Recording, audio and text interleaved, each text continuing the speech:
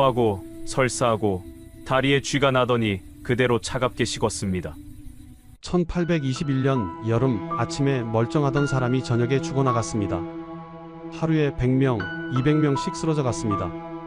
이것은 병입니까? 아니면 귀신의 장난입니까? 의원도, 약도, 왕도 막을 수 없었던 죽음의 물결. 지금부터 조선왕조실록이 기록한 1821년 괴질의 참상을 들려드리겠습니다. 이 이야기가 궁금하시다면 영상 끝까지 시청해 주시기 바랍니다. 구독과 좋아요는 이런 역사를 알리는 데 큰 힘이 됩니다. 1821년 8월 5일 저녁 한양 남부 어느 골목에서 처음 곡소리가 터져 나왔습니다. 아이고 영감, 아이고. 이씨 부인의 절규가 골목을 울렸습니다. 불과 몇 시간 전까지만 해도 남편 김두한은 밭에서 일하던 건강한 사람이었습니다. 47세의 장년, 평생 큰 병 한 번 없이 농사만 지어온 성실한 남자였습니다. 그런 그가 갑자기 배가 아프다며 집으로 돌아온 것이 낮 12시쯤이었습니다. 괜찮을 거야. 더운 날씨에 힘들게 일해서 그런가 보다. 이 씨는 남편을 방에 눕히고 찬물을 떠다 주었습니다. 그런데 오후 1시부터 상황이 급변했습니다. 김두한이 갑자기 토하기 시작한 것입니다. 한 번, 두 번이 아니었습니다. 먹은 것을 다 토해낸 뒤에도 멈추지 않았습니다. 물만 마셔도 바로 토했습니다. 그리고 동시에 설사가 시작되었습니다. 물처럼 쏟아지는 설사였습니다. 영감 어쩌면 좋아요. 의원을 불러야 하는 거 아니에요? 17세 아들이 급히 동네 약방으로 달려갔지만 의원은 이미 다른 환자를 보러 나가고 없었습니다. 아니, 정확히 말하면 의원의 약방 앞에는 이미 수십 명의 사람들이 몰려 있었습니다. 모두 같은 증상을 호소하는 환자들이었습니다. 오후 3시 김두한의 다리에 쥐가 나기 시작했습니다. 종아리가 심하게 경련을 일으켰습니다. 아, 다리가. 김두한은 비명을 질렀지만 이 씨가 아무리 주물러도 경련은 멈추지 않았습니다. 그의 얼굴은 점점 파래졌습니다. 입술이 새파랗게 질렸습니다. 눈은 움푹 들어가고 피부는 쭈글쭈글해졌습니다. 불과 몇 시간 만에 노인처럼 변해버렸습니다. 오후 5시 김두한의 몸이 차갑게 식기 시작했습니다. 영감, 눈 좀 떠봐요. 정신 차려요. 이 씨가 남편을 흔들었지만 김두한은 이미 의식을 잃어가고 있었습니다. 14세 딸아이는 무서워서 방구석에서 떨고 있었습니다. 오후 6시 30분 김두한의 숨이 끊어졌습니다. 아침에 밭에 나갔던 건강한 남자가 해가 지기도 전에 차갑게 식었습니다. 이 씨는 남편의 시체를 끌어안고 통곡했습니다. 그런데 이상한 일이었습니다. 이 씨 집에서만 곡소리가 들린 것이 아니었습니다. 옆집에서도, 그 옆집에서도, 골목 저쪽에서도 동시에 곡소리가 터져 나왔습니다. 아이고 우리 아버지, 엄마. 한양 남부 전체가 울음바다가 되었습니다. 저녁 무렵이 되자 거리에는 사람의 그림자가 사라졌습니다. 모두 문을 걸어 잠그고 떨고 있었습니다. 이게 도대체 무슨 병이란 말인가? 귀신이 씌었나? 엿기가 들렸다. 공포가 한양을 덮쳤습니다. 그날 밤 창덕궁 편전에서는 촛불이 꺼지지 않았습니다. 조선의 23대 왕 순조는 급보를 받고 잠을 이루지 못했습니다. 33세의 순조는 신하들의 보고를 듣고 경악했습니다. 금일 한양에서만 100여 명이 죽었다 하옵니다. 경기 각지에서도 같은 보고가 올라오고 있어옵니다. 신도 이런 병은 처음 봅니다. 아침에 멀쩡하던 사람이 저녁에 죽습니다. 내의원 의관들도 고개를 저었습니다. 의서 어디에도 이런 병은 없었습니다. 순조는 떨리는 목소리로 물었습니다. 이 병을 막을 방도가 있는가? 전하, 신들도 알지 못하옵니다. 침묵이 흘렀습니다. 무력한 침묵이었습니다. 조선 최고의 의원들도 왕도 이 병 앞에서는 한없이 작았습니다. 그날 밤 한양 곳곳에서 횃불이 타올랐습니다. 무당들이 구판을 벌이기 시작했습니다. 엿귀야 물러가거라. 엿귀야 물러가거라. 진과 북소리가 밤하늘을 울렸습니다. 하지만 엿귀는 물러가지 않았습니다. 아니, 엿귀는 더욱 기승을 부렸습니다. 다음날 아침 한양에서는 200명이 넘는 사람이 죽었습니다. 그 다음날은 300명이었습니다. 거리에는 시체를 수습하지 못해 시신이 나뒹굴었습니다. 관이 모자라 여러 시신을 한 관에 넣었습니다. 아니, 관조차 없어서 그냥 멍석에 말아묻었습니다. 1821년 여름 조선을 덮친 이 괴질은 대체 무엇이었을까요? 왜 하루 만에 사람을 죽였을까요? 이 지옥은 언제 끝나는 것일까요? 그리고 이 참상 속에서 조선의 백성들은 어떻게 살아남았을까요? 이 무서운 괴질이 한양을 덮치기 2달 전으로 돌아가 보겠습니다. 1821년 6월 조선은 이미 어려움에 처해 있었습니다. 전년도인 1820년 여름 극심한 가뭄이 조선 전역을 덮쳤습니다. 비가 오지 않아 논밭이 갈라졌습니다. 벼는 말라 죽고 보리는 익지 않았습니다. 순조 20년의 흉년은 참혹했습니다. 순조실록에는 이렇게 기록되어 있습니다. 기근이 심하여 백성들이 나무 껍질과 풀뿌리로 연명하고 있다. 굶어 죽는 사람이 속출했습니다. 조정에서는 진율청을 열어 백성들에게 곡식을 나누어 주었지만 턱없이 부족했습니다. 1821년 봄이 되어도 상황은 나아지지 않았습니다. 저장해 둔 곡식은 바닥이 났고 새 곡식이 나오려면 아직 몇 달을 더 기다려야 했습니다. 백성들의 얼굴에는 생기가 없었습니다. 영양 상태가 최악이었습니다. 이런 상황에서 김두한 가족도 예외는 아니었습니다. 김두한은 한양 남부 근처에서 작은 밭을 경작하는 평범한 농부였습니다. 양반은 아니었지만 그렇다고 천민도 아니었습니다. 성실하게 일하면 먹고 살 수 있는 정도였습니다. 하지만 작년 흉년으로 수확이 절반도 안 되었습니다. 빚을 내서 겨울을 넘겼습니다. 봄에는 풀뿌리를 캐서 죽을 써 먹었습니다. 배는 고팠지만 가족은 화목했습니다. 아내 이씨는 42세로 김두한보다 5살 어렸습니다. 아들 김성주는 17세로 과거 공부를 하고 있었습니다. 비록 가난했지만 총명한 아들이었습니다. 딸 김순이는 14세로 이제 곧 혼담이 오갈 나이였습니다. 올해만 잘 넘기면 좋은 날이 올 거야. 성준이는 과거에 급제하고 순이는 좋은데 시집가고, 김두한은 아내에게 이렇게 말하곤 했습니다. 이 씨도 고개를 끄덕이며 웃었습니다. 그럼요. 우리 영감이 그렇게 성실하게 일하는데 하늘이 알아주실 거예요. 하지만 그들은 몰랐습니다. 2달 후 이 가족에게 어떤 비극이 닥칠지. 1821년 6월 중순 이상한 소문이 돌기 시작했습니다. 서해 바닷가 쪽에서 이상한 병이 돈다는 소문이었습니다. 인천 부평에서 사람들이 때로 죽어나간다더라. 아침에 멀쩡하던 사람이 저녁에 죽는다더라. 토하고 설사하다가 그냥 죽는다던데. 하지만 한양 사람들은 대수롭지 않게 여겼습니다. 지방에서나 일어나는 일이라고 생각했습니다. 실제로 조선 왕조실록을 보면 1821년 6월부터 경기도 해안 지역에서 괴질 보고가 올라오기 시작합니다. 인천 부평에서 수십 명이 급사하였다. 강화도에서도 같은 증상으로 사람들이 죽어간다. 조정에서는 관찰사에게 지시를 내렸습니다. 백성들을 잘 구려하고 약을 나누어 주라. 하지만 이것은 평범한 역병이 아니었습니다. 이 병은 이전에 조선이 겪어보지 못한 새로운 병이었습니다. 훗날 사람들은 이 병을 호열자라고 불렀습니다. 한자로 호랑이처럼 사납게 창자를 찢는다는 뜻이었습니다. 오늘날 우리가 콜레라라고 부르는 그 병이었습니다. 콜레라는 인도 겐지스강 유역이 원산지로 알려져 있습니다. 1817년부터 시작된 콜레라 대유행이 중국을 거쳐 조선까지 들어온 것입니다. 중국 산동 반도에서 유행하던 콜레라가 상선을 타고 조선의 서해안으로 들어왔습니다. 그리고 육로를 따라 한양으로 전국으로 퍼져나갔습니다. 이 병의 특징은 무서울 정도로 빨랐습니다. 감염되면 6시간에서 길어야 하루 안에 증상이 나타났습니다. 심한 구토와 설사로 몸속의 수분이 빠져나갔습니다. 탈수가 진행되면서 혈액이 끈적해지고 혈압이 떨어졌습니다. 근육에 경련이 일어나고 체온이 떨어졌습니다. 치료하지 않으면 하루 만에 사망했습니다. 당시 조선의 의원들은 이 병을 이해할 수 없었습니다. 정약제는 한양에서 약방을 운영하는 55세의 경험 많은 의원이었습니다. 그는 평생 수많은 환자를 봤지만 이런 병은 처음이었습니다. 6월 말 정약제의 약방에 한 환자가 찾아왔습니다. 인천에서 올라온 상인이었습니다. 선생님, 배가 너무 아픕니다. 토할 것 같습니다. 정약제가 맥을 짚어보려는 순간 환자가 갑자기 토하기 시작했습니다. 물처럼 쏟아지는 구토였습니다. 이게 무슨... 정약제는 당황했습니다. 환자는 곧 설사도 시작했습니다. 정약제는 급히 약을 처방했지만 소용없었습니다. 그날 저녁 환자는 죽었습니다. 정약제는 밤새 의서를 뒤졌습니다. 동의보감을 펼쳤습니다. 향약집 성방도 찾아봤습니다.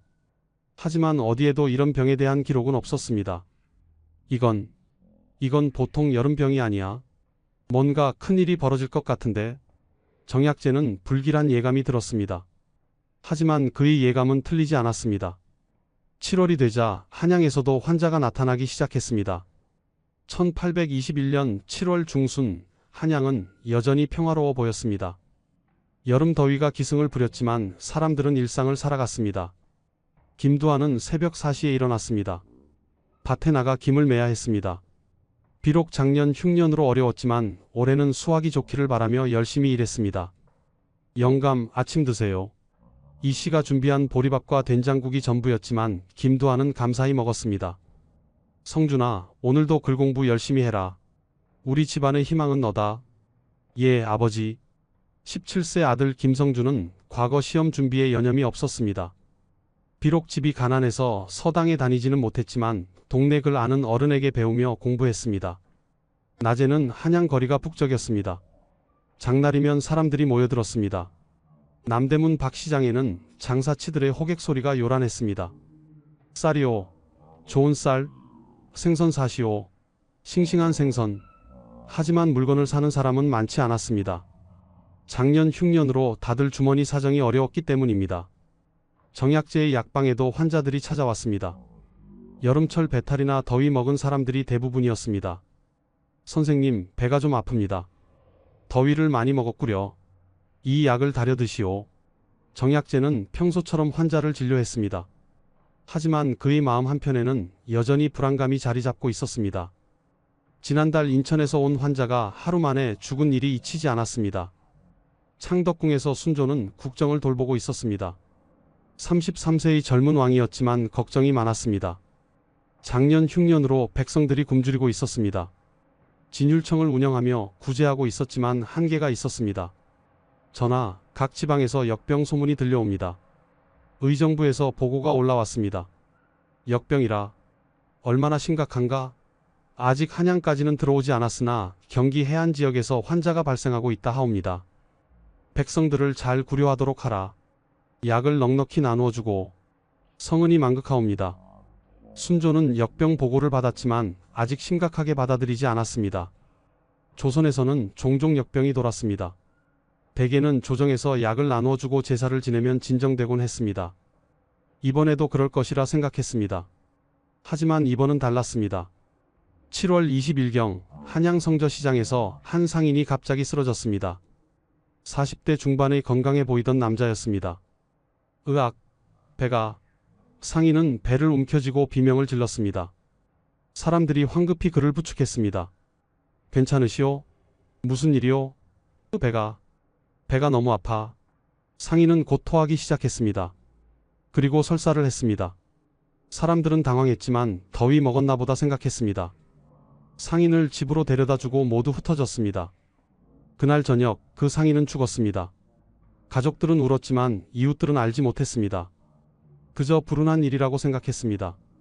하지만 3일 후 같은 시장에서 또 다른 사람이 같은 증상으로 쓰러졌습니다. 이번에는 20대 젊은 남자였습니다. 그리고 그 다음 날 또 한 명이 쓰러졌습니다. 이제 사람들은 수군거리기 시작했습니다. 이상한 병이 도는 것 같아. 혹시 역병 아닐까? 조심해야겠어. 정약제의 약방에도 환자들이 찾아오기 시작했습니다. 모두 같은 증상을 호소했습니다. 갑자기 배가 아프고 토하고 설사를 한다는 것이었습니다. 정약제는 긴장했습니다. 이건 분명 보통 병이 아니야. 저번에 인천에서 온 환자와 똑같은 증상이야. 그는 동료 의원들을 찾아가 상의했습니다. 여보게들, 요즘 이상한 환자들이 많이 오지 않는가? 그러게 말일세. 나도 몇 명 봤는데 손을 쓸 수가 없더군. 약을 써도 소용이 없어. 하루 만에 죽는 경우도 있고. 의원들은 고개를 저었습니다. 누구도 이 병을 치료할 방법을 몰랐습니다. 7월 말이 되자 한양에서 하루에 몇 명씩 같은 증상으로 죽는 사람이 생겼습니다. 아직 많은 수는 아니었습니다. 하루에 서너 명 정도였습니다. 하지만 날이 갈수록 숫자가 늘어났습니다. 김두한은 이런 소문을 들었지만 별로 걱정하지 않았습니다. 우리는 건강하니까 괜찮을 거야. 조심하면 돼. 이 씨도 고개를 끄덕였습니다. 그래도 영감, 사람 많은 곳은 피하는 게 좋겠어요. 알았네. 시장도 당분간 안 가고. 김두한은 바칠만 하고 집에 있기로 했습니다. 하지만 역병은 그들의 조심을 비웃듯 다가오고 있었습니다. 8월 1일 한양에서 하루에 10명이 죽었습니다. 8월 2일 20명이 죽었습니다. 8월 3일 50명이 죽었습니다. 기하급수적으로 늘어났습니다.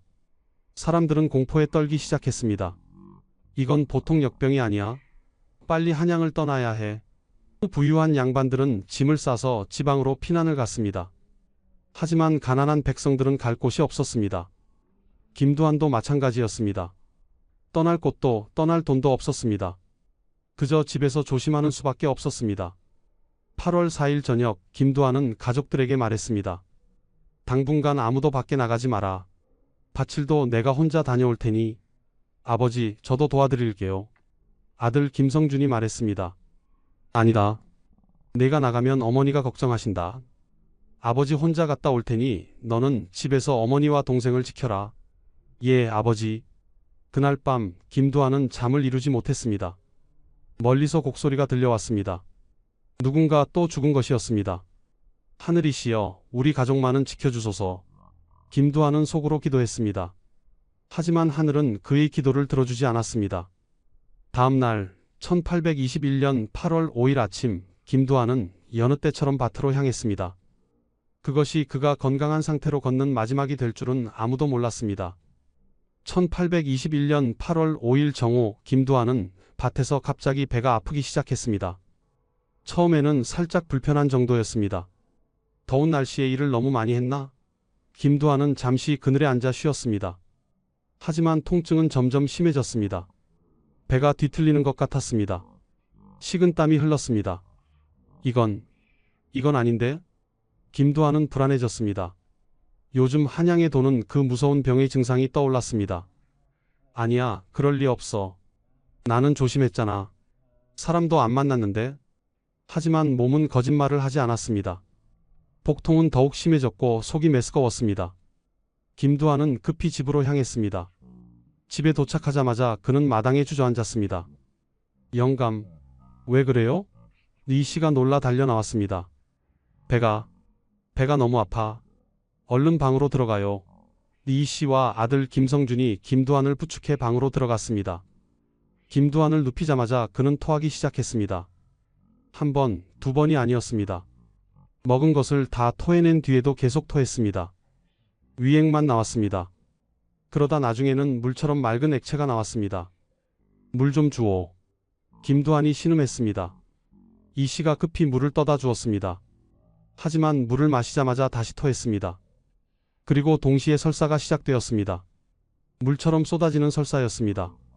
콜레라의 특징적 증상인 쌀뜨물 같은 설사였습니다. 묽고 하얗게 탁한 설사가 멈추지 않고 쏟아졌습니다. 이게 무슨... 이 씨는 공포에 질렸습니다. 이것은 분명 요즘 도는 그 무서운 병이었습니다. 하루 만에 사람을 죽인다는 괴질이었습니다. 아버지, 딸 김순이가 울먹이며 방문 밖에서 소리쳤습니다. 순아, 들어오지 마. 옮을 수 있어. 어머니 이 씨가 소리쳤습니다. 오후 2시경 김두한의 몸에서 물이 빠져나가기 시작했습니다. 콜레라균이 장에서 만들어내는 독소 때문에 장 세포에서 엄청난 양의 수분이 빠져나갔습니다. 하루에 20리터 이상의 수분을 잃을 수 있는 무서운 병이었습니다. 김두한의 얼굴이 변하기 시작했습니다. 눈이 움푹 들어갔습니다. 뺨이 꺼졌습니다. 입술이 새파랗게 질렸습니다. 피부가 쭈글쭈글해졌습니다. 불과 몇 시간 만에 20년은 늙어 보였습니다. 영감. 이 씨가 남편을 흔들었지만 김두한은 제대로 대답하지 못했습니다. 오후 3시 김두한의 다리에 심한 경련이 일어났습니다. 탈수로 인해 혈액의 전해질 균형이 무너지면서 근육에 경련이 온 것입니다. 아, 다리가 떨어져 나가는 것 같아.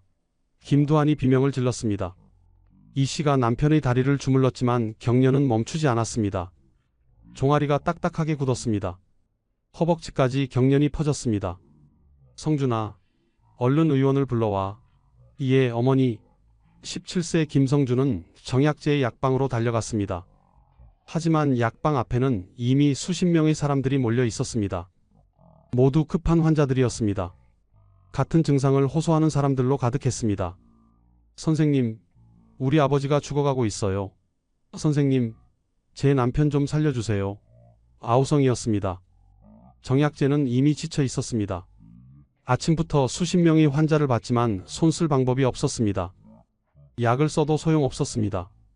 환자들은 계속 죽어나갔습니다. 미안한 애들. 내가 할 수 있는 게 없네.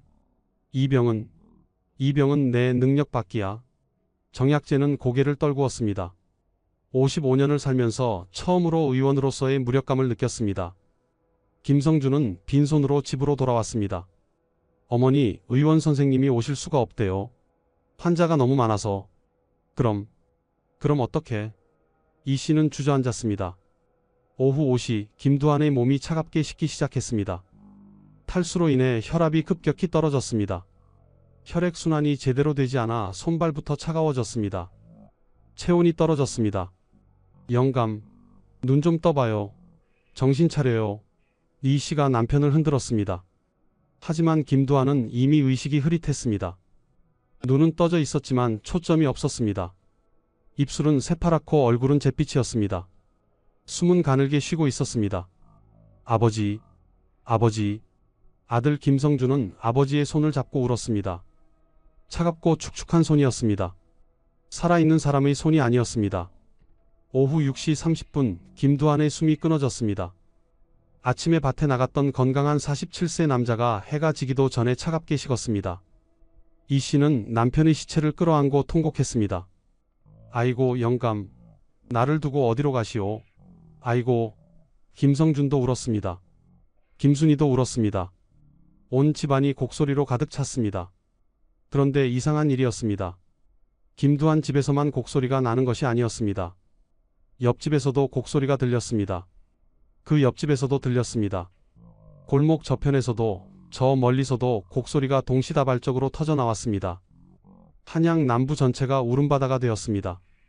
그날 하루 8월 5일 하루에만 한양에서 100명이 넘는 사람이 죽었습니다. 북부에서 40명, 남부에서 35명, 동부에서 20명, 서부에서 15명, 중부에서 10명이었습니다. 그리고 이것은 시작에 불과했습니다. 다음 날인 8월 6일에는 200명이 죽었습니다. 8월 7일에는 300명이 죽었습니다. 한양 거리에는 시체가 널렸습니다. 시체를 수습할 사람이 부족했습니다. 관이 동났습니다. 상여가 부족했습니다. 장례를 치를 겨를이 없었습니다. 어떤 집은 가족 전체가 몰살당했습니다. 시체를 치울 사람조차 없어 그대로 방치되었습니다. 거리에는 사람의 그림자가 사라졌습니다. 모두 집 안에 숨었습니다. 문을 걸어 잠그고 떨고 있었습니다. 시장은 폐쇄되었습니다. 가게는 문을 닫았습니다. 한양은 죽음의 도시가 되었습니다. 1821년 8월 6일 새벽 김두한의 장례를 치러야 했습니다. 하지만 상황이 여의치 않았습니다. 관을 구할 수가 없었습니다. 이 씨가 동네관 짜는 목수를 찾아갔지만 이미 관이 동난 상태였습니다. 아주머니 미안하오. 관이 하나도 없소. 어제 마지막 남은 관까지 다 나갔소.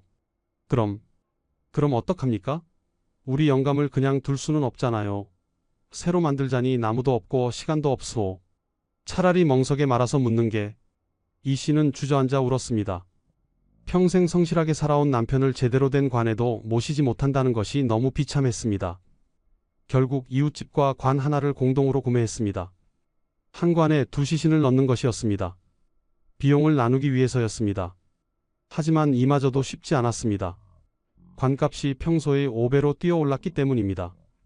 이 씨는 집에 있던 곡식을 팔고 밥까지 저당 잡혀야 했습니다. 장례식에는 아무도 오지 않았습니다. 친척들도 이웃들도 모두 두려워서 나오지 않았습니다.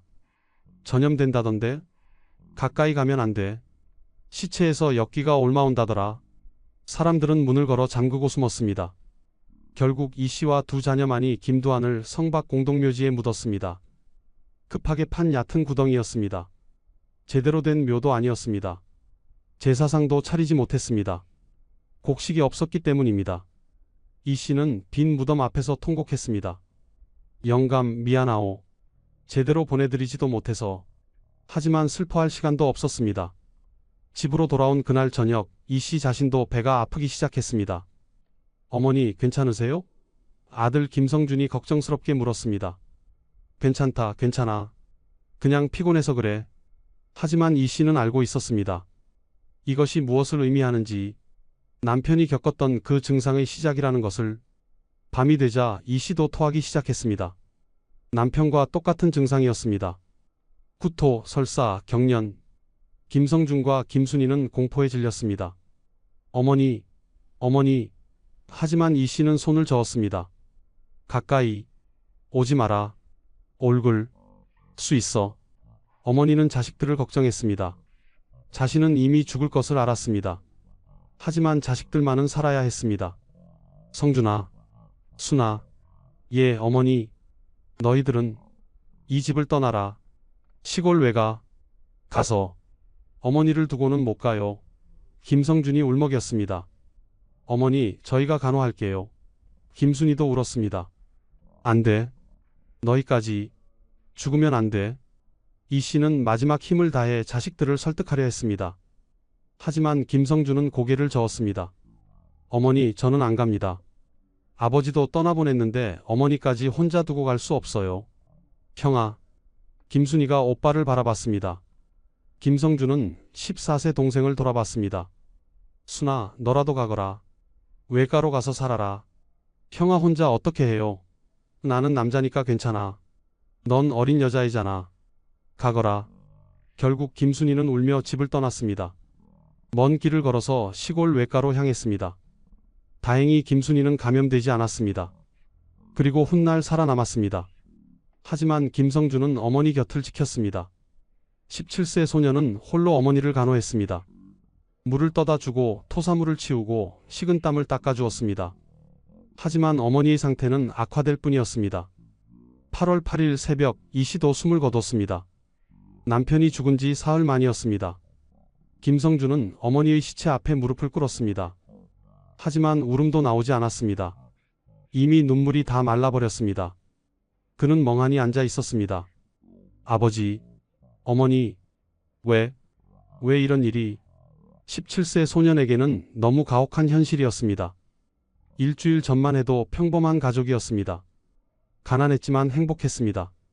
아버지는 밭일을 하고 어머니는 집안일을 하고 자신은 공부를 했습니다.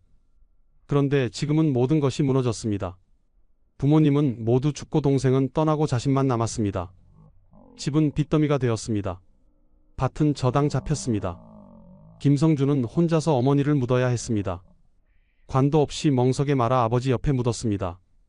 도와주는 사람은 아무도 없었습니다. 모두 두려워서 멀리했습니다. 장례를 마치고 돌아온 김성준은 텅 빈 집에 혼자 앉아 있었습니다. 배는 고팠지만 먹을 것이 없었습니다. 돈도 없었습니다. 앞날이 막막했습니다. 그때 문을 두드리는 소리가 들렸습니다. 김성준은 놀라 문을 열었습니다. 밖에는 정약재 의원이 서 있었습니다. 내가 김두한의 아들이냐? 예, 그렇습니다. 부모님이 모두 돌아가셨다고 들었다. 예. 김성준은 고개를 숙였습니다. 정약재는 한숨을 쉬었습니다. 그는 지난 며칠간 수없이 많은 환자를 봤습니다. 대부분 죽었습니다. 그는 의원으로서 무력감을 느꼈습니다. 하지만 동시에 책임감도 느꼈습니다. 죽어가는 사람들 속에서 살아남은 이들, 특히 어린 고아들을 보면 가슴이 아팠습니다. 나를 따라오너라. 예? 내 약방에서 일을 도와라. 밥은 주마. 정약재는 김성준을 자신의 약방으로 데려갔습니다. 그곳에는 이미 부모를 잃은 아이들 몇 명이 더 있었습니다.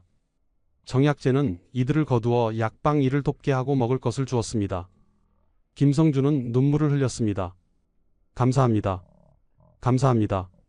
울지 마라. 내 부모님을 위해서라도 살아야 한다. 그리고 이 역병으로 고통받는 사람들을 도와야 한다. 정약재는 엄격하지만 따뜻한 목소리로 말했습니다. 그날부터 김성준은 정약재의 약방에서 일하며 의술을 배우기 시작했습니다. 한편 한양 전역에서는 참상이 계속되었습니다. 8월 중순이 되자 하루에 죽는 사람이 300명을 넘어섰습니다. 거리에는 시체가 즐비했습니다. 시체를 수습할 인력이 부족했습니다. 어떤 시체는 며칠씩 방치되었습니다. 썩는 냄새가 한양을 덮었습니다. 살아있는 사람들도 지옥을 경험했습니다. 약값이 천정부지로 치솟았습니다. 평소 한 양 하던 약이 10량이 되었습니다. 관값도 5배로 올랐습니다. 쌀값도 2배로 뛰었습니다. 부자들은 약을 사재기했습니다. 가난한 사람들은 그냥 죽어갔습니다. 어떤 사람들은 가족을 버리고 도망쳤습니다. 전염이 두려워 환자를 길가에 버리고 떠났습니다. 부모가 자식을 버리고 자식이 부모를 버렸습니다. 인간성이 무너졌습니다. 무당들은 구판을 버리며 돈을 벌었습니다. 역귀를 쫓아내겠다며 비싼 값을 받았습니다. 부적 장사도 횡행했습니다. 이 부적을 붙이면 역병에 걸리지 않는다는 거짓말로 돈을 뜯었습니다. 심지어 처녀의 피가 약이 된다는 헛소문도 돌았습니다. 일부 미친 사람들이 어린 소녀들을 납치하는 사건까지 벌어졌습니다. 한양은 더 이상 문명의 도시가 아니었습니다. 공포와 죽음이 지배하는 지옥이었습니다. 1821년 8월 10일 창덕궁 편전에서 순조는 떨리는 손으로 보고서를 받았습니다. 33세의 젊은 왕의 얼굴은 창백했습니다. 전하, 어제 하루에만 한양에서 380명이 죽었사옵니다. 의정부 대신의 목소리도 떨렸습니다. 380명. 순조는 보고서를 내려놓았습니다. 손이 떨렸습니다. 일주일 전만 해도 하루 100명이었습니다. 그런데 지금은 400명에 육박했습니다. 계속 늘어나고 있었습니다. 전국은 어떠한가? 경기, 충청, 전라, 경상도 전역에서 같은 보고가 올라오고 있사옵니다. 어떤 마을은 절반 이상이 죽었다 하옵니다. 순조는 눈을 감았습니다. 백성들의 신음소리가 들리는 것 같았습니다. 그는 왕이었습니다. 백성의 아버지였습니다. 하지만 지금 그는 아무것도 할 수 없었습니다. 구려청은 제대로 운영되고 있는가? 순조가 물었습니다. 조정에서는 이미 한양 오부의 임시진료소인 구려청을 설치했습니다. 내의원 의관들과 민간 의원들을 동원했습니다. 궁궐 창고를 열어 약재를 나누어 주었습니다. 하지만 턱없이 부족했습니다. 전하, 의원의 수가 절대 부족하옵니다. 한 의원이 하루에 100명이 넘는 환자를 보고 있사옵니다. 약재는 이미 바닥이 났사옵니다. 새로 구하려 해도 약재상들이 값을 10배로 올렸사옵니다. 순조는 주먹을 쥐었습니다. 분노가 치밀었습니다. 백성이 죽어가는데 값을 올린다니. 당장 잡아들여라. 전하, 그들도 죽음이 두려워 약재를 내놓지 않으려 하옵니다. 강제로 빼앗으면 앞으로 아예 약재 공급이 끊길 수 있사옵니다. 순조는 할 말을 잃었습니다.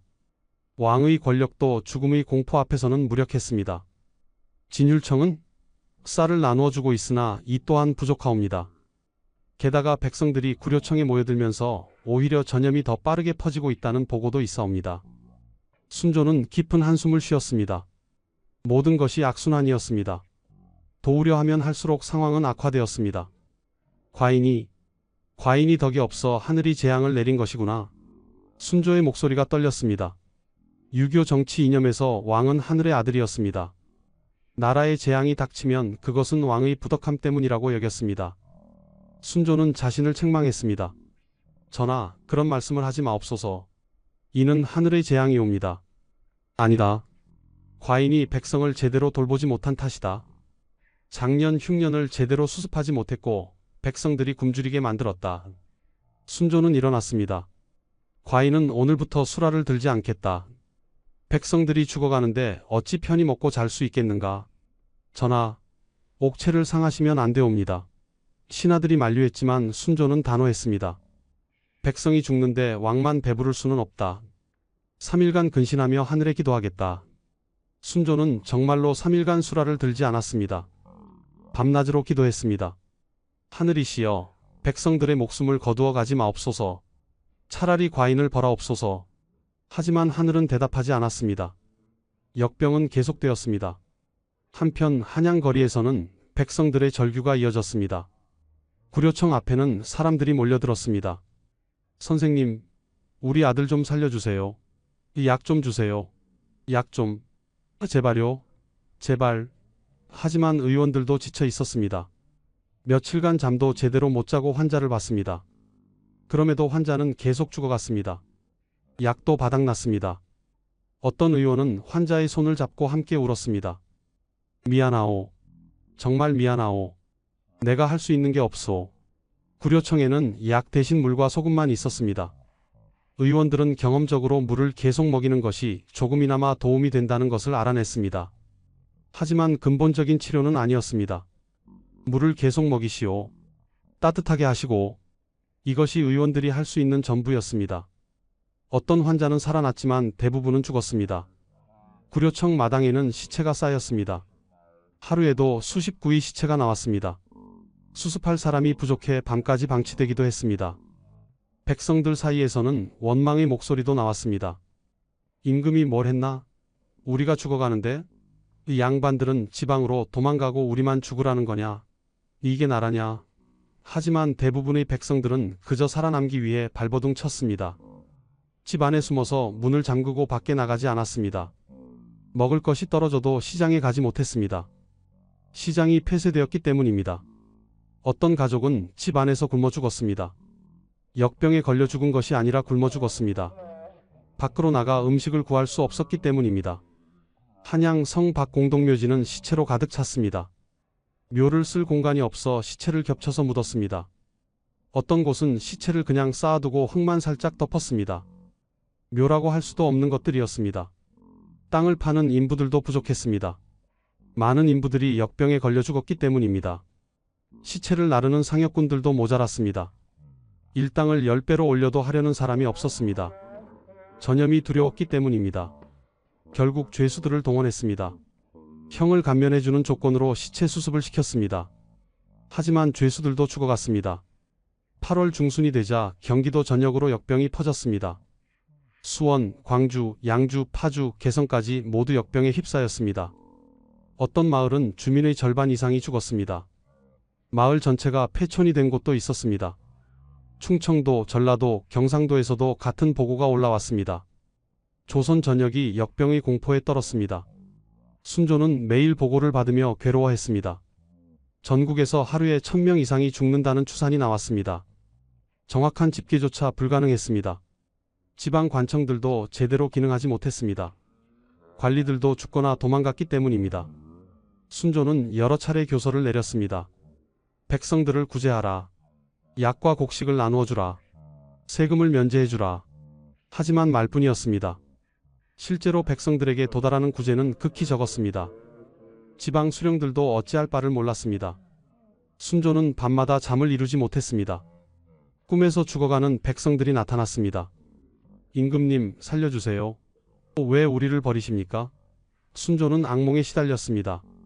낮에는 무력한 왕이었고 밤에는 죄책감에 시달리는 한 사람이었습니다. 1821년 8월 20일 한양의 상황은 최악이었습니다. 하루에 죽는 사람이 400명을 넘어섰습니다. 그러나 이런 지옥 속에서도 희망의 불씨는 꺼지지 않았습니다. 정약제는 55세의 의원으로 한양 남부에서 약방을 운영하고 있었습니다. 평생을 의원으로 살아온 그는 수많은 환자를 봤습니다. 하지만 이번 역병은 달랐습니다. 지금까지 경험한 어떤 병보다 무섭고 빨랐습니다. 8월 초부터 그의 약방에는 환자들이 쇄도했습니다. 하루에 100명이 넘는 환자를 봤습니다. 하지만 대부분 죽었습니다. 처음에는 약을 써봤습니다. 이열치열로 따뜻한 약을 썼습니다. 소용없었습니다. 차가운 약을 써봤습니다. 역시 소용없었습니다. 침을 놓아봤습니다. 효과가 없었습니다. 정약제는 절망했습니다. 나는 의원인가 아니면 죽음의 목격자인가? 동료 의원들은 하나둘 약방 문을 닫고 도망갔습니다. 정 선생, 자네도 빨리 떠나게. 이러다가 우리까지 죽네? 나는 의원이야. 의원이 환자를 버리고 도망갈 수는 없어. 하지만 치료도 못하잖아. 쓸데없이 목숨만 버리는 거야. 그래도 누군가는 남아야 해. 정약제는 끝까지 약방을 지켰습니다. 전염의 위험에도 불구하고 환자들을 계속 받았습니다. 밤낮 없이 일했습니다. 하루에 16시간 이상 환자를 봤습니다. 밥 먹을 시간도 없었습니다. 잠도 서너 시간밖에 못 잤습니다. 그러던 어느 날 정약제는 작은 발견을 했습니다. 환자들을 보다 보니 일정한 패턴이 있었습니다. 물을 많이 마신 환자가 조금 더 오래 버텼습니다. 반대로 물을 마시지 못한 환자는 빨리 죽었습니다. 그렇구나. 물이 중요한 거야. 정약제는 깨달았습니다. 이 병은 몸속의 물을 빼앗아가는 병이었습니다. 그렇다면 계속 물을 보충해주면 살릴 수 있을지도 몰랐습니다. 그는 환자들에게 계속 물을 먹이기 시작했습니다. 토해도 다시 먹였습니다. 설사를 해도 계속 먹였습니다. 그리고 따뜻하게 해주었습니다. 환자의 체온이 떨어지지 않도록 이불로 덮어주었습니다. 또한 소금물이 조금 도움이 되는 것 같았습니다. 그는 물에 소금을 조금 타서 먹였습니다. 오늘날 우리가 아는 경구수액 요법의 원시적 형태였습니다. 물론 완치시킬 수는 없었습니다. 하지만 일부 환자들은 살아났습니다. 10명 중 한두 명 정도였습니다. 하지만 그것만으로도 희망이었습니다. 선생님, 우리 아버지가 눈을 떴어요. 물을 달라고 하세요. 환자가 살아나면 가족들은 울며 감사했습니다. 그럴 때 정약제는 보람을 느꼈습니다. 아직 할 수 있는 게 있구나. 그는 다른 의원들에게도 자신의 방법을 알렸습니다. 물을 계속 먹이시오. 포기하지 마시오. 하지만 여전히 많은 환자들이 죽었습니다. 살리는 것보다 죽는 것이 훨씬 많았습니다. 정약제는 매일 밤 죽은 환자들을 생각하며 괴로워했습니다. 그러던 8월 10일경 김성준을 만났습니다. 부모를 모두 잃고 혼자 남은 17세 소년이었습니다. 정약제는 김성준을 자신의 약방으로 데려왔습니다. 여기서 나를 도와라. 밥은 주마. 감사합니다, 선생님. 김성준은 열심히 일했습니다. 약을 다리고 환자를 돌보고 약방을 청소했습니다. 그는 또한 의술을 배우기 시작했습니다. 선생님, 이 약초는 무엇입니까? 감초라고 한다. 여러 약의 독을 풀어주는 역할을 하지. 정약제는 김성준에게 의술을 가르쳤습니다. 일하면서 배우게 했습니다. 김성준은 총명했습니다. 한 번 가르치면 바로 이해했습니다. 정약제는 이 소년에게서 미래를 보았습니다. 내 부모님은 돌아가셨지만 너는 살아야 한다. 그리고 다른 사람들을 살려야 한다. 예, 선생님. 저도 의원이 되고 싶습니다. 그래, 열심히 배워라. 정약제의 약방에는 김성준 외에도 몇 명의 고아들이 더 있었습니다. 모두 역병으로 부모를 잃은 아이들이었습니다. 정약제는 이들을 거두어 먹이고 재웠습니다. 자신도 넉넉하지 않았지만 나누었습니다. 선생님, 왜 저희를 도와주시는 겁니까? 한 아이가 물었습니다. 나는 의원이다. 의원은 사람을 살리는 사람이야. 몸의 병만 고치는 게 아니라 마음도 돌봐야 해. 정약제의 답이었습니다. 8월 말이 되자 정약제 자신도 한계에 달했습니다. 한 달 가까이 거의 잠을 못 자고 일했습니다. 하루에 2끼도 제대로 못 먹었습니다. 몸무게가 10근 가까이 빠졌습니다. 손이 떨렸습니다. 눈앞이 흐려졌습니다. 그리고 어느 날 그도 배가 아프기 시작했습니다. 이런, 나도 걸렸구나. 정약제는 각오했습니다. 이렇게 많은 환자를 봤으니 전염되는 것은 당연했습니다. 오히려 지금까지 버틴 것이 신기할 정도였습니다. 선생님, 김성준이 놀라 달려왔습니다. 괜찮다, 괜찮아. 내가 환자들에게 한 것처럼 나도 해보자. 정약제는 자신의 치료법을 자신에게 적용했습니다. 물을 계속 마셨습니다. 따뜻하게 했습니다. 소금물을 마셨습니다. 김성준과 다른 아이들이 밤새 간호했습니다. 선생님, 물 드세요. 선생님, 이불 덮으세요. 정약제는 사흘간 생사의 기로를 헤맸습니다.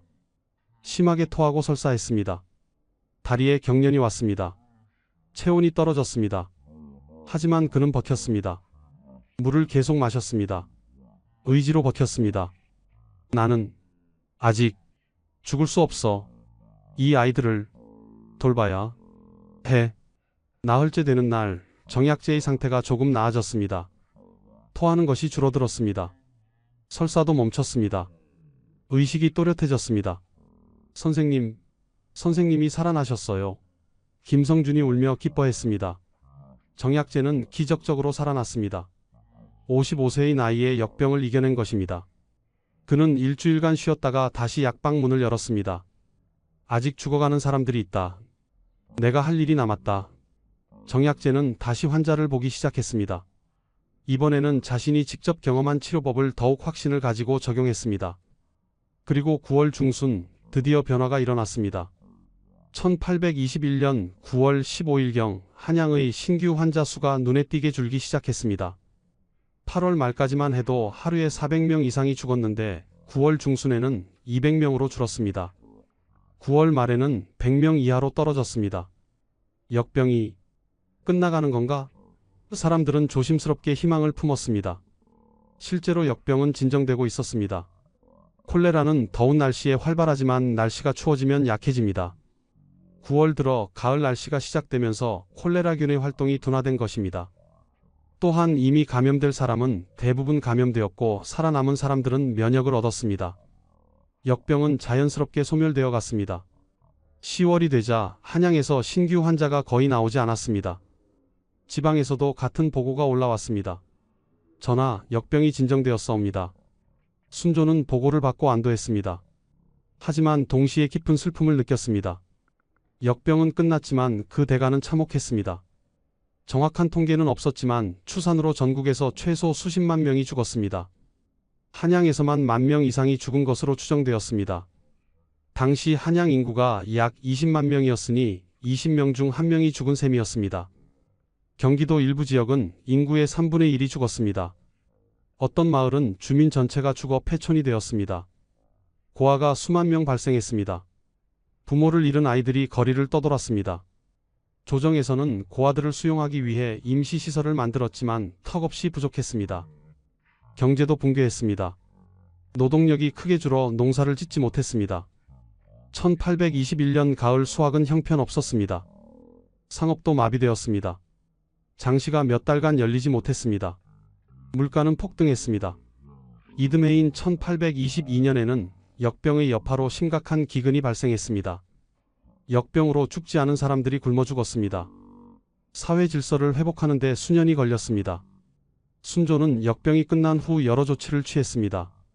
우선 죽은 자들을 위한 대규모 제사를 지냈습니다. 한양 동대문 밖에 제단을 만들고 역병으로 죽은 모든 영혼을 위로했습니다. 과인의 부덕함으로 이런 재앙이 일어났습니다. 돌아가신 백성들의 영혼이 편안하시기를 빕니다.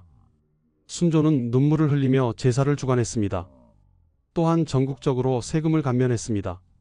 3년간 전세와 공납을 절반으로 줄였습니다. 역병 피해가 심한 지역은 전액 면제했습니다.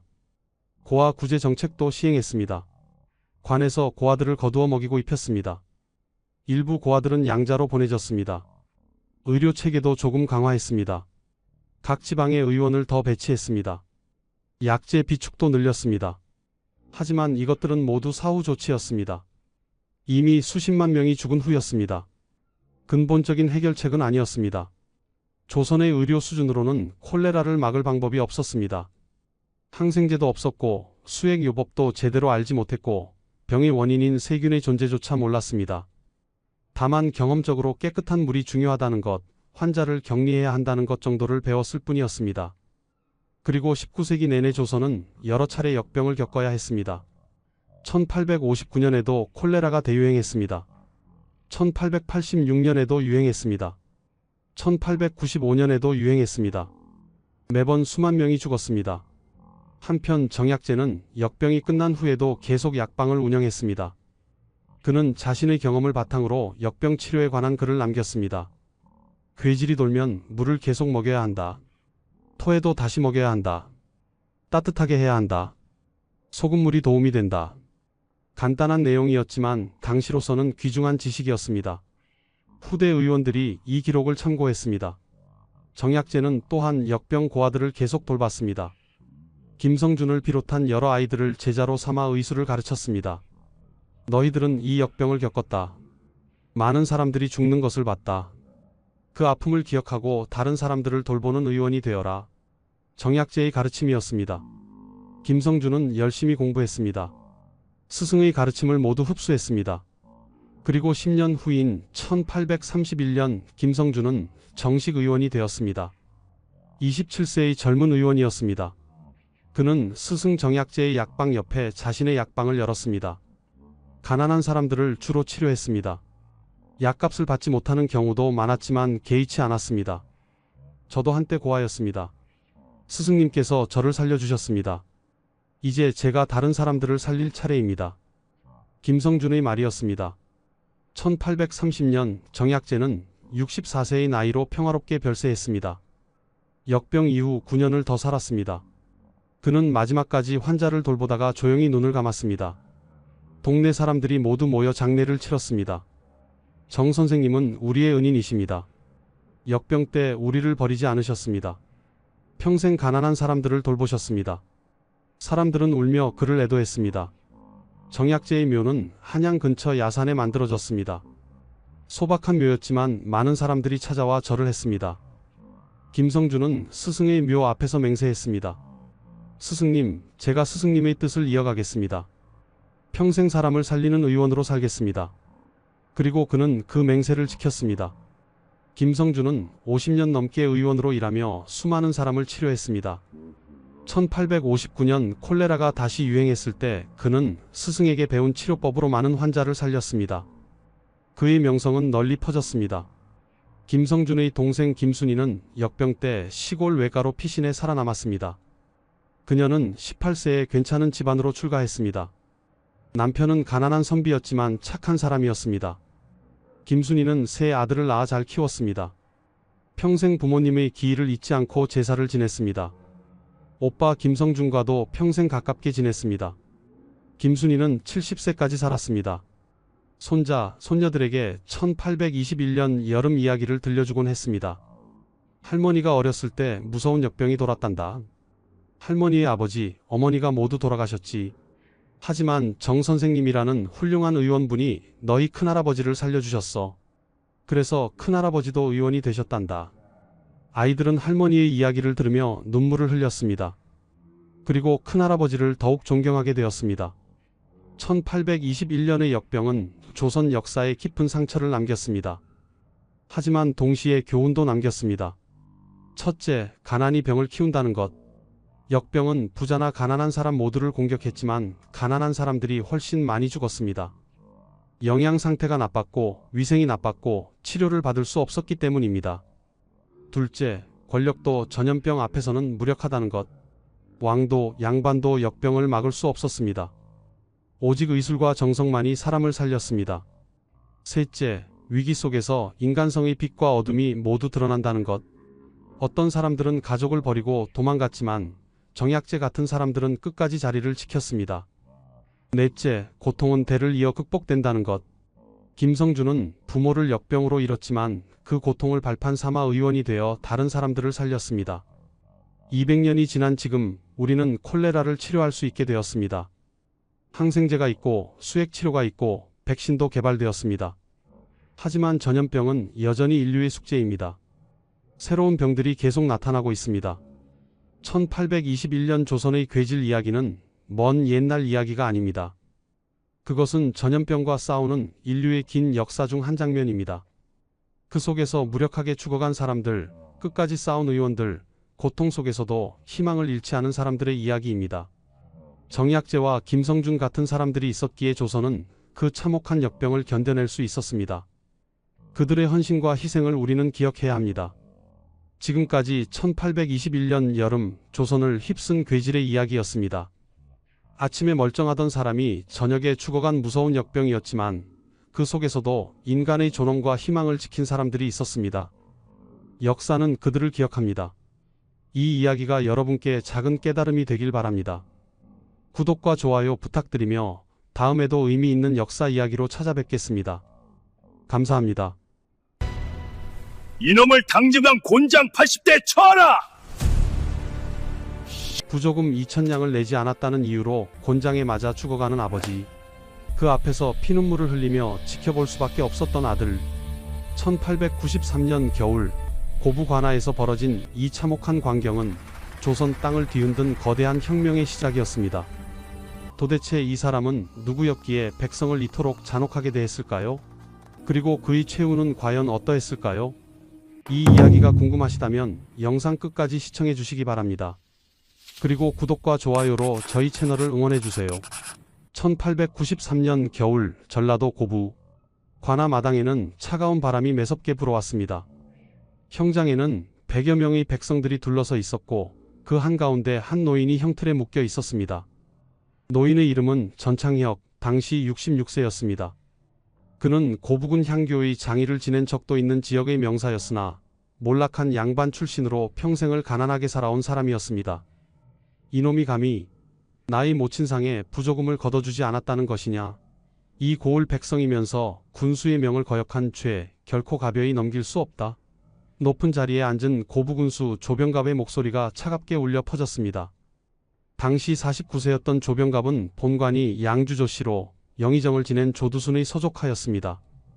그는 1863년 19세의 나이로 관직에 올라 30년 동안 여러 고을의 수령을 거쳤고 1892년 4월에 고부군수로 부임했습니다. 부임한 지 1년 반, 그는 이미 고부에서 가장 두려운 존재가 되어 있었습니다. 군수님, 백성들이 너무나 가난합니다. 부조금 2,000냥은 너무 과한 액수입니다. 죽은 사람, 어린아이에게까지 세금을 물린다면 이 고을 백성들이 어찌 살아갈 수 있겠습니까? 전창혁의 목소리는 떨렸지만 단호했습니다. 그는 백성들의 대표로 나서 조병갑의 횡포에 항의했던 것입니다. 이놈을 당장 곤장 80대에 처하라. 조병갑의 명령이 떨어지자 형리들이 전창혁을 형틀에 더욱 단단히 묶었습니다. 굵은 곤장이 허공을 가르며 노인의 엉덩이와 널쩍 다리를 내리쳤습니다. 첫 대를 맞은 전창혁의 입에서 비명이 터져 나왔습니다. 하나, 둘, 셋. 곤장이 내려칠 때마다 살점이 터지고 피가 튀었습니다. 구경하던 백성들 사이에서 흐느끼는 소리가 들려왔습니다.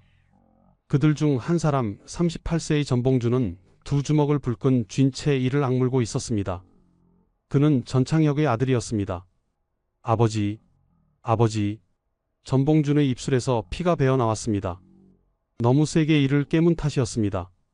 그는 당장이라도 뛰어나가 형리들을 제지하고 싶었지만 그럴 수 없다는 것을 알고 있었습니다. 관할을 습격하는 것은 영모죄에 해당했고 자신뿐만 아니라 온 가족이 멸문지화를 당할 수 있었습니다. 40대, 50대, 60대. 곤장은 계속되었습니다. 전창혁의 비명소리는 점점 약해졌고 마침내 70대를 넘기자 그의 몸은 형틀에 축 늘어졌습니다. 의식을 잃은 것입니다. 물을 끼얹어 정신 차리게 하라. 80대를 다 채우지 못하면 형리들도 똑같이 곤장을 맞을 것이다. 조병갑의 명령에 찬물이 전창혁의 얼굴에 끼얹어졌습니다. 하지만 노인은 깨어나지 않았습니다. 형리들은 어쩔 수 없이 의식이 없는 몸에 남은 곤장을 내리쳤습니다. 80대의 곤장이 끝났을 때 전창혁의 하반신은 형체를 알아볼 수 없을 정도로 지식여져 있었습니다. 이놈을 집으로 보내라. 그리고 고부의 모든 백성들에게 알려라. 군수의 명을 거역하는 자는 이와 같은 최후를 맞이할 것이라고. 조병갑은 태연하게 자리에서 일어나 관아 안으로 들어갔습니다. 그의 얼굴에는 어떤 죄책감도 보이지 않았습니다. 전봉준과 몇몇 백성들이 전창혁을 들것에 실어 집으로 옮겼습니다. 노인의 숨은 끊어질 듯 가늘었고 하반신에서는 피가 멈추지 않고 흘러내렸습니다. 그날 밤 전창혁은 끝내 의식을 회복하지 못한 채 숨을 거두었습니다. 곤장의 상처가 너무 깊어 출혈을 막을 수 없었던 것입니다. 66세의 나이로 그는 탐관 오리의 횡포에 항의하다가 억울하게 목숨을 잃었습니다. 전봉준은 아버지의 시신 앞에 무릎을 꿇고 앉아 밤새 눈물을 흘렸습니다. 그의 가슴 속에는 분노가 끓어올랐고 동시에 한 가지 결심이 굳어졌습니다. 아버지, 아드님이 반드시 이 원수를 갚겠습니다. 고부의 백성들을, 조선의 모든 백성들을 이런 탐관 오리들로부터 해방시키겠습니다. 그는 아버지의 시신을 쓰다듬으며 조용히 맹세했습니다. 이것이 2달 후 조선 땅을 뒤흔들 동학농민혁명의 시작이었습니다. 그런데 과연 조병갑은 어떤 인물이었을까요? 그는 왜 이토록 백성들을 잔혹하게 대했을까요? 그리고 그보다 32년 전 또 다른 탐관 오리가 있었습니다. 그의 이름은 백낙신, 그 역시 수만 명의 백성들을 죽음으로 내몰았던 인물이었습니다. 1862년 2월 18일 경상도 진주. 조병갑이 고부에서 횡포를 부리기 32년 전의 일입니다. 진주는 낙동강의 지류인 남강이 흐르는 비옥한 땅으로 경상우도에서 가장 부유한 고을 중 하나였습니다. 하지만 부유함은 동시에 탐관 오리들의 표적이 되는 이유이기도 했습니다. 이곳에 부임한 경상우도병 마절도사 백낙신은 조선 후기 탐관 오리의 전형이었습니다. 병마절도사는 한도의 군사를 총괄하는 최고 책임자로 막강한 권력을 가진 자리였습니다. 백낙신은 이 권력을 이용해 온갖 부정부패를 저질렀습니다. 그의 탐악은 상상을 초월했습니다. 첫째, 그는 세무장부를 조작했습니다. 실제로 거둬들인 세금과 장부에 기록된 금액이 달랐고 그 차액은 모두 그의 주머니로 들어갔습니다. 둘째, 무기를 구입할 예산으로 쌀을 매점했습니다. 봄철 춘궁기에 굶주린 농민들에게 쌀을 강제로 빌려주고 가을 추수기에는 원금의 몇 배에 달하는 이자를 붙여 거두어들였습니다. 이것은 군대 예산을 사적으로 유용한 명백한 범죄 행위였습니다. 셋째, 환곡제도를 악용했습니다. 환곡은 원래 흉년의 백성들을 구제하기 위한 제도였지만 백낙씨는 이를 고리대금업으로 변질시켰습니다. 봄에 1섬을 빌려주고 가을에 1섬 5두를 받는 것이 원칙이었으나 그는 2섬, 심지어 3섬까지 받아냈습니다. 하지만 가장 악독한 것은 따로 있었습니다. 1862년 1월 백낙씨는 진주목과 협의해 엄청난 계획을 발표했습니다. 바로 도결이라는 명목으로 8만 4천 냥을 일시에 거둬들이겠다는 것이었습니다. 도결이란 역대 수령들이 쌓아놓은 부정수탈액을 의미했습니다. 수십 년 동안 누적된 빚을 현재의 백성들에게 한꺼번에 떠넘기겠다는 것이었습니다. 거기에 더해 우병영에서도 환곡 적자 7만 2천 냥을 통환이라는 명목으로 강제 징수하기로 했습니다. 8만 4천 냥과 7만 2천 냥 합계 15만 6천 냥. 이것은 천문학적인 액수였습니다. 당시 쌀 1섬의 가격이 대략 2냥이었으니 이 돈이면 쌀 7만 8천 섬을 살 수 있었습니다. 진주 전체 백성들이 1년 동안 먹을 양식을 몽땅 빼앗기는 셈이었습니다. 이것은 죽으라는 소리나 다름없습니다. 진주성 서남쪽 30리 떨어진 유곡동에 사는 유계춘이 분노에 떨며 말했습니다. 그는 46세의 몰락한 양반으로 땅 한 떼기 없이 가난하게 살아가고 있었습니다. 하지만 그는 글을 읽을 줄 알았고 백성들의 고통을 외면할 수 없었습니다. 유선비 말이 맞소. 이대로 가다간 우리 모두 굶어 죽을 것이오. 55세의 김수만이 거들었습니다. 그는 평민 출신으로 농사를 지으며 살아왔지만 백낙신의 수탈로 농토를 거의 다 빼앗긴 상태였습니다. 항의를 해봤자 소용없소. 관아에 가면 오히려 매만 맞고 쫓겨날 것이오. 이기재가 체념한 목소리로 말했습니다. 그렇다면 우리가 직접 나서야 하지 않겠소? 진주감명에도 한양조정에도 진정서를 올려봤지만 아무런 답이 없지 않소. 유계춘의 목소리에 힘이 실렸습니다. 1862년 2월 유계춘과 김수만, 이기재는 은밀히 만나 거사를 모의했습니다. 그들은 통문을 작성해 인근 마을에 돌렸습니다. 우리 진주 백성들이 백낙신과 홍병원의 횡포로 죽음의 길로 내몰리고 있다. 이대로 앉아서 죽을 것인가? 아니면 일어나 우리의 목숨을 지킬 것인가? 2월 18일 새벽 진주성 앞에 모이라. 우리는 스스로를 초군이라 부를 것이다. 나무꾼처럼 평범한 백성들이지만 오늘은 우리가 주인이 될 것이다. 통문은 빠르게 퍼져나갔습니다. 진주성 안팎의 백성들이 소식을 듣고 움직이기 시작했습니다. 2월 18일 새벽 4시 진주성 앞 넓은 터에는 수천 명의 백성들이 모여들었습니다. 그들은 머리에 흰 수건을 둘러 자신들이 초군임을 표시했습니다. 손에는 몽둥이와 낫, 호미, 쇠스랑 같은 농기구들을 들고 있었습니다. 우리는 오늘 백낙신을 만나러 간다. 도결과 통환을 철회하라고 요구할 것이다. 유계춘이 높은 곳에 올라가 외쳤습니다. 철회하라. 철회하라. 수천 명의 함성이 새벽 하늘을 뒤흔들었습니다. 그들은 진주성을 향해 행진했습니다. 가는 길에 마을마다 들러 더 많은 사람들을 모았습니다. 함께 가시오. 이번이 아니면 우리 모두 죽소. 우리 아이들까지 굶어 죽게 할 수는 없소. 농민뿐만 아니라 떠돌이, 백성들, 천민들까지 합류했습니다. 진주성에 도착했을 때 그들의 수는 1만 명이 넘어 있었습니다. 진주성을 지키던 군사들은 이 엄청난 인파를 보고 겁을 먹었습니다. 성문을 열어라. 우리는 백낙신을 만나러 왔다. 백성들의 외침에 성문이 열렸습니다. 군사들은 감히 저항할 엄두를 내지 못했습니다. 백성들은 우병영으로 몰려갔습니다. 우병영 마당을 가득 메운 백성들 앞에 백낙신이 떨리는 목소리로 나타났습니다. 나으리, 도결과 통환을 철회해 주십시오. 우리는 더 이상 견딜 수 없습니다. 우리 백성들이 무슨 죄가 있습니까? 역대 수령들의 비리를 왜 우리가 갚아야 합니까? 백성들의 외침이 빗발쳤습니다. 백낙신은 어쩔 수 없이 무릎을 꿇었습니다. 알았다, 알았어. 도결과 통환을 철회하겠다. 이 완문을 받아라. 그는 떨리는 손으로 약속 문서를 작성했습니다. 하지만 백성들의 분노는 여기서 그치지 않았습니다. 백낙신의 신복들은 어디 있느냐? 권준범과 김희순을 내놓아라. 백성들은 백낙신의 수종 노릇을 하며 백성들을 괴롭혔던 아전들을 찾아냈습니다. 이놈들이 백성들의 피를 빨아먹었다. 분노한 백성들은 권준범과 김희순을 불태워 죽였습니다. 그리고 부정축제를 한 부호들의 집 126채를 부수고 재물을 빼앗았습니다. 피해액은 모두 10만 냥에 달했습니다. 4일 동안 진주성을 장악한 백성들은 마침내 자진해산했습니다. 하지만 이 사건은 여기서 끝나지 않았습니다. 진주민란의 불씨는 경상도 전역으로 그리고 전라도와 충청도로 번져나갔습니다. 1862년 한 해 동안 전국 30여 개 지역에서 농민봉기가 일어났습니다. 이것이 바로 임술민란이었습니다. 진주민란의 소식이 한양에 전해지자 조정은 발칵 뒤집혔습니다. 철종은 급히 대책회의를 소집했습니다. 진주에서 민란이 일어났다는 보고가 있소. 경상우 병사 백낙신의 횡포가 원인이라 하니 이를 어찌할 것이오?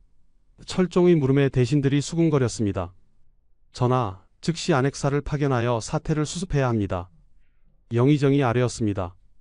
1862년 2월 29일 조정은 부호군 박규수를 진주 안핵사로 임명했습니다. 박규수는 실학자 박지원의 손자로 청렴하고 공정한 인물로 알려져 있었습니다. 그는 진주에 도착하자마자 백낙신을 불러 신문했습니다. 백낙신, 그대가 도결 8만 4천 냥과 통한 7만 2천 냥을 강제로 징수하려 했다는 것이 사실이오? 안핵사님, 그것은 모두 오해입니다. 저는 단지 우병영의 적자를 메우려고 그대가 부임한 이래 횡령한 금액이 4만에서 5만 냥에 이른다는 증언이 있소. 이를 부인하겠소? 박 교수의 추궁에 백낙신은 말문이 막혔습니다. 증거는 명백했습니다. 장부를 조작한 흔적, 환곡을 불법으로 운영한 기록, 군량미를 빼돌린 증언들이 줄줄이 나왔습니다. 박 교수는 조정에 장계를 올렸습니다. 진주민란의 원인은 전적으로 백낙신의 탐악에 있습니다. 그를 엄히 처벌하지 않으면 백성들의 분노를 가라앉힐 수 없을 것입니다. 1862년 3월 조정은 백낙신을 파면하고 전라도 강진현 고금도로 유배 보냈습니다. 재산은 몰수되었습니다. 하지만 실제로는 달랐습니다. 백낙신은 고금도에서 불과 1년 만에 석방되었습니다. 1863년 7월 그는 전리로 방축된다는 명목으로 유배에서 풀려났고 1865년에는 완전히 자유의 몸이 되었습니다. 그리고 1866년 믿을 수 없는 일이 벌어졌습니다. 백낙신이 영종진 첨절제사로 임명된 것입니다. 첨절제사는 수군 만호 위의 직책으로 상당한 권한을 가진 자리였습니다. 탐관 오리로 유배를 갔던 사람이 불과 4년 만에 다시 고위직에 복귀한 것입니다. 왜 이런 일이 가능했을까요? 바로 병인 양요 때문이었습니다. 1866년 9월 프랑스 함대가 강화도를 공격했습니다. 조정은 급히 군사를 모으고 장수를 임명해야 했습니다. 이때 백낙신은 자신이 군사 경험이 풍부하다는 점을 강조하며 복직을 요청했고 조정은 이를 받아들였습니다. 백낙신은 영종진과 행주를 지키는 임무를 맡았습니다. 프랑스군이 물러간 후에도 그는 계속 관직을 유지했습니다. 1877년 백낙신은 더욱 높은 자리인 평안도병 마절도사로 승진했습니다. 진주에서 수만 명의 백성들을 죽음으로 내몬 탐관 오리가 15년 만에 다시 한 도의 군사 총책임자가 된 것입니다. 물론 그의 탐욕은 여전했습니다.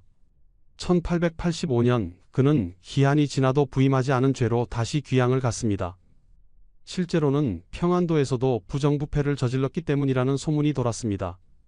반면 진주민란을 주도했던 백성들은 어떻게 되었을까요? 유계춘을 비롯한 주동자 10명은 효수되었습니다. 목이 잘려 저작거리에 효시된 것입니다. 20명은 귀양을 갔고 그중 상당수가 유배지에서 죽었습니다. 이것이 조선의 정의란 말인가? 또 어느 백성이 비통하게 외쳤습니다. 백성은 죽고 탐관 오리는 다시 벼슬을 한다. 이 나라에 정의는 없다. 이런 불의는 비단 백낙신에게만 해당되는 것이 아니었습니다. 조선 후기 내내 탐관 오리들은 적발되어도 가벼운 처벌을 받거나 곧 복직되는 경우가 많았습니다. 왜 그랬을까요? 첫째, 관리들끼리의 끈끈한 연줄 때문이었습니다. 같은 붕당, 같은 집안, 같은 지역 출신들이 서로를 보호했습니다. 둘째, 조정에서는 유능한 관리가 부족했습니다. 특히 군사나 행정 경험이 있는 사람은 더욱 귀했습니다. 그래서 비리를 저질렀더라도 쓸모가 있다면 다시 기용하는 경우가 많았습니다. 셋째, 백성들의 항의는 밀란으로 규정되어 오히려 더 큰 죄가 되었습니다. 조정의 입장에서 보면 탐관오리를 처벌하는 것보다 밀란을 진압하는 것이 더 중요했습니다. 넷째, 근본적인 제도 개혁이 없었습니다. 삼정의 문란, 매관매직, 과도한 세금 등 구조적인 문제는 그대로 남아 있었습니다. 그래서 한 탐관오리가 사라져도 또 다른 탐관오리가 나타났습니다. 백낙신의 사례는 조선 후기 부패의 고리가 얼마나 끈질겼는지를 보여줍니다. 그리고 32년 후 또 다른 탐관오리가 역사의 무대에 등장합니다. 그의 이름은 조병갑, 백낙신보다 더 악독하고 그로 인한 결과는 훨씬 더 파괴적이었습니다. 1892년 4월 전라도 고부군. 새로운 군수가 부임한다는 소식에 백성들이 관아 앞에 모여들었습니다. 새 군수님이 어떤 분이실까? 전임 군수보다는 나았으면 좋겠네. 백성들은 기대 반 걱정 반으로 수군거렸습니다. 조선 후기 지방 수령들 중 청렴한 사람을 찾기가 하늘의 별 따기만큼 어려웠기 때문입니다. 관아 문이 열리고 새 군수가 나타났습니다.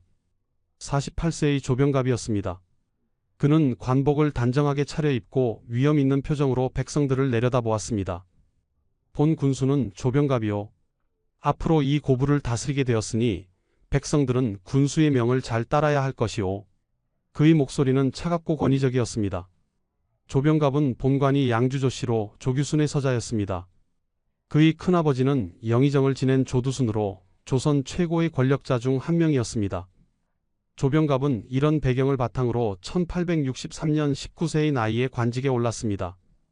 하지만 서자 출신이라는 한계 때문에 중앙의 고위직에는 오르지 못하고 30년 가까이 지방의 군수나 현감을 전전했습니다. 1880년에는 함양군수, 1882년에는 천안군수를 지냈습니다. 흥미로운 것은 이 두 곳에서 조병갑이 자신의 선정비를 세웠다는 점입니다. 함양의 선정비에는 이렇게 적혀 있습니다. 조병갑이 유민을 편케하고 봉급을 털어 관청을 고치고 세금을 감해주며 마음이 곱고 정사에 임했기에 그 사실 없는 선정을 기리기 위해 고종 24년 1887년 세웠다. 자기가 자기를 칭찬하는 비석을 세운 것입니다. 이것만 봐도 조병갑이 어떤 인물인지 짐작할 수 있습니다. 조병갑은 민영준을 통해 명성황 후에게 7만 양을 뇌물로 바쳐 고부군수 자리를 샀습니다. 7만 양이면 쌀 3만 5천 섬을 살 수 있는 거금이었습니다. 고부군은 동진강이 흐르는 비옥한 평야지대로 전라도에서도 손꼽히는 곡창지대였습니다. 백성들이 부유하다는 것은 곧 착취할 것이 많다는 의미였습니다. 부임한 지 얼마 되지 않아 조병갑은 본색을 드러내기 시작했습니다. 첫 번째 수법은 억울한 죄를 씌워 재물을 빼앗는 것이었습니다. 저 부자 박 시내를 아느냐? 그 집 며느리가 음란한 짓을 했다는 소문이 있다더군. 아무 죄 없는 사람을 잡아들여 온갖 죄목을 뒤집어 씌웠습니다. 음란죄, 불효죄, 불목죄 등 없는 죄도 만들어냈습니다. 억울하다고? 그럼 벌금을 내면 풀어주마. 500냥만 내거라. 이런 식으로 조병갑이 뜯어낸 돈이 무려 2만 냥에 달했습니다. 두 번째 수법은 대동미를 빼돌리는 것이었습니다. 조병갑은 백성들에게서 세금을 쌀 대신 돈으로 거뒀습니다. 그리고 그 돈으로 저질 쌀을 사서 조정에 상납했습니다. 차액은 당연히 그의 주머니로 들어갔습니다. 세 번째 수법은 황무지 개간을 미끼로 한 사기였습니다.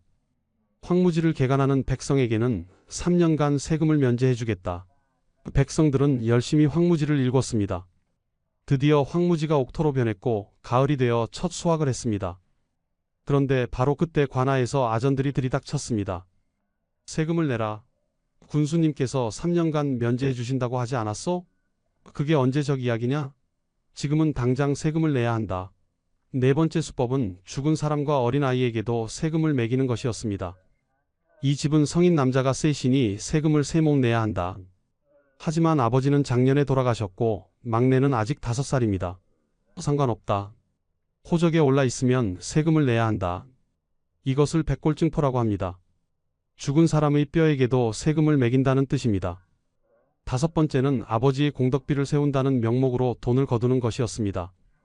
1893년 초 조병갑은 공고를 냈습니다. 나의 선친 조규순께서는 태인 현감을 지내시며 백성들을 위해 많은 일을 하셨다. 선친의 공덕을 기리는 비각을 세우고자 하니 고부의 백성들은 1000냥을 거둬 바쳐라. 백성들은 어이가 없었습니다. 태인 현감은 고부와 무슨 상관입니까? 하지만 항의는 소용없었습니다. 아전들이 각 마을을 돌며 강제로 돈을 거뒀습니다. 이렇게 1년 반 동안 조병갑이 고부에서 뜯어낸 돈은 대략 5만 양이 넘었습니다. 백성들의 원성은 날로 높아져 갔습니다. 이 군수는 사람이 아니다. 귀신이다. 조병갑이라는 이름만 들어도 온몸에 소름이 돋는다. 하지만 가장 악독한 것은 아직 시작되지도 않았습니다. 조병갑은 더 큰 계획을 준비하고 있었습니다. 바로 만석보라는 이름의 저수지를 만드는 것이었습니다. 1893년 봄, 조병갑은 백성들을 불러 모았습니다. 이번에 동진강에 큰 보를 쌓을 것이다. 이름하여 만석보. 이 보를 쌓으면 가뭄에도 농사를 지을 수 있을 것이니 백성들에게 큰 혜택이 될 것이다. 백성들은 고개를 갸웃거렸습니다. 군수님, 동진강 상류에는 이미 농민들이 쌓아놓은 보가 있습니다. 그것으로도 충분히 물을 댈 수 있습니다. 한 노인이 조심스럽게 말했습니다. 닥쳐라. 내가 쌓겠다고 하면 쌓는 것이다. 조병갑이 호통을 쳤습니다. 사실 만석보는 전혀 필요 없는 시설이었습니다. 동진강에는 태인천과 정읍천에서 흘러드는 물이 풍부했고 농민들이 이미 작은 보들을 만들어 농업용수로 사용하고 있었습니다. 그렇다면 조병갑은 왜 만석보를 쌓으려 했을까요? 답은 간단합니다. 물세를 받아 돈을 벌기 위해서였습니다. 1893년 5월부터 공사가 시작되었습니다. 고부군의 모든 장정들은 만석보 공사에 동원된다. 거역하는 자는 곤장을 칠 것이다. 강제 동원이었습니다. 15세부터 60세까지 모든 남자들이 끌려갔습니다. 하루 종일 돌을 나르고 흙을 파고 나무를 베어야 했습니다. 하지만 임금은 한 푼도 주어지지 않았습니다. 이것은 공공사업이니 임금을 줄 수 없다. 조병갑의 말이었습니다. 더 악독한 것은 목재까지 징발했다는 점입니다. 저 산의 소나무들을 모두 베어오너라. 군수님, 그것은 마을 주민들의 소유입니다. 소유? 이 고을의 모든 것은 군수의 것이다. 어서 베어오지 못할까? 조병갑은 남의 산에 있는 소나무를 허락도 없이 베어 만석보 공사에 사용했습니다. 공사는 5개월 동안 계속되었습니다. 백성들은 농사일을 제쳐두고 공사에 동원되었습니다. 당연히 그의 농사는 엉망이 되었습니다. 추수량이 평년의 절반도 안 되었습니다. 우리 식구가 굶어 죽게 생겼소. 만석보 때문에 농사를 제대로 못 지었으니 백성들의 한숨소리가 끊이지 않았습니다. 1893년 10월 드디어 만석보가 완성되었습니다. 높이 3m, 길이 150m에 달하는 큰 보였습니다. 조병갑은 만족스러운 표정으로 완성된 보를 바라보았습니다. 이제 돈을 벌 차례군. 완공식이 열렸습니다. 조병갑이 백성들 앞에서 말했습니다. 이 만석보는 백성들을 위해 내가 세운 것이다. 만석보의 물을 사용하는 농민들에게는 첫 해에는 물세를 받지 않겠다. 이것이 군수의 은혜이니라. 백성들은 반신반의했습니다. 1894년 봄, 농민들은 만석보에 물을 대서 모내기를 했습니다. 조병갑의 말대로 물세를 징수하러 오는 사람은 없었습니다. 정말로 물세를 안 받네? 백성들은 조금 안심했습니다. 하지만 가을이 되자 상황이 달라졌습니다. 만석보의 물을 사용한 논에 대해 물세를 징수한다. 아전들이 각 마을을 돌며 물세를 거뒀습니다. 군수님께서 첫 해에는 물세를 받지 않겠다고 하지 않았소? 그게 언제 정말이냐? 지금은 당장 내야 한다. 백성들은 억울했지만 어쩔 수 없이 물세를 냈습니다. 그런데 그 액수가 얼마였을까요? 조병갑은 만석보 물을 사용한 논에서 무려 700석의 쌀을 물세로 거뒀습니다. 700석이면 보통 농민 100가구가 1년 동안 먹을 수 있는 양이었습니다. 이 700석의 쌀은 모두 조병갑의 개인 창고로 들어갔습니다. 더욱 악독한 것은 만석보가 제대로 만들어지지 않았다는 점입니다. 조병갑은 공사비를 아끼기 위해 부실하게 보를 쌓았습니다. 그 결과 장마철만 되면 보가 무너질 위험이 있었고 실제로 홍수 때 침수 피해가 발생했습니다. 이 보는 오히려 해가 되는구나. 백성들의 원성이 하늘을 찔렀습니다. 하지만 조병갑은 아랑곳하지 않았습니다. 그는 이미 700석의 쌀로 막대한 이익을 챙겼고 그것을 시장에 팔아 1,400냥의 돈을 손에 넣었습니다. 이 모든 것이 백성들의 피와 땀으로 이루어진 것이었습니다. 백성들의 분노는 끓는 점에 달했습니다. 하지만 아직 아무도 감히 나서지 못했습니다. 군수는 막강한 권력을 가진 존재였고 군수에게 대항하는 것은 역모죄에 해당했습니다. 그런데 1893년 가을 조병갑의 어머니가 세상을 떠났습니다. 조선시대에 부모의 상을 당하면 보통 벼슬을 그만두고 3년상을 치르는 것이 원칙이었습니다. 하지만 조병갑은 사직하지 않았습니다.